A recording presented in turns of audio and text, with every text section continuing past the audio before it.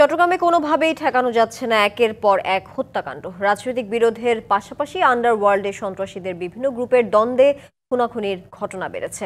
নির্বাচনী গণসংযোগে দুষ্কৃতকারীদের গুলিতে সারোয়ার বাবলা নিহতের রেশ না কাটতেই বৃহস্পতিবার রাতে রাঙ্গুনিয়ায় নিহত হলেন শ্রমিক দলের নেতা। এছাড়াও মহানগরী ও ফটিকছড়িতে পিটিএ ও ছুরিকাঘাতে প্রাণ হারাতে হয় আরও দুজনের। সেটা শুধু আমার দায়িত্ব না, আমি একটা কথাই বলতেছি তোমাদেরকে, আমি ভীতু নয়। মৃত্যুর কয়েকদিন আগেই সফরভাটা ইউনিয়নের শ্রমিক দলের সহসভাপতি আব্দুল মান্নান ফেসবুকে পোস্ট করেন, এলাকার নদী থেকে বালু উত্তোলন করছে একটি চক্র।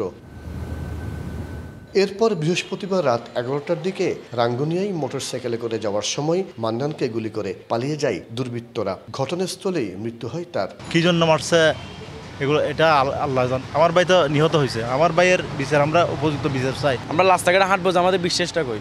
তো প্রশাসনের কাছে একটা কথাই একটাই দাবি করি, মানে এটা সুষ্ঠু একটা বিচার চাই। ফুটেজটি একই দিন রাত 1টায় এনায়েতবাজার এলাকার। পাওনা টাকা চাওয়ায় কয়েকজন যুবক আকাশকে এলোপাতাড়ি ছুরিকাঘাত করছে। গুরুতর আহত অবস্থায় তাকে চট্টগ্রাম মেডিকেল কলেজ হাসপাতালে আনার পর চিকিৎসকরা তাকে মৃত ঘোষণা করে। ওরা টাকা কুটসার পরে জাগড়ে হাইয়ে ওরা ছুরি মারছে। এই ছুরি মারার পরে এখানে চিটান মেডিকেলে নিয়ে আসছে। ওরা নিজেরা নিয়ে আসছে, ওরা যখন মারা গেছে ওরা সবাই পালাই গেছে। বুধবার রাত 11টার দিকে ফটিকছড়ি পৌরসভার 6 নম্বর ওয়ার্ডের উত্তর ধুরং এলাকায় বাসা থেকে ডেকে নিয়ে আব্দুল্লাহ আল মাসুদ নামে এক ব্যক্তিকে পিটিয়ে জখম করে দুর্বৃত্তরা।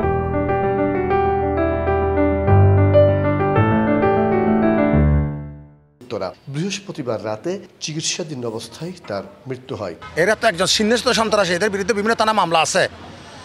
এর আগে এদের কারণে কে বয়ে কত মুখ খুলতে পারে নাই। এরা এত বড় সন্ত্রাসী এরা এলাকায় থাকে কিভাবে?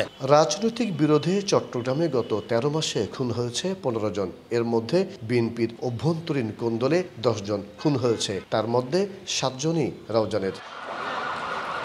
মাসুদুল হক, ডিবিসি নিউজ, চট্টগ্রাম।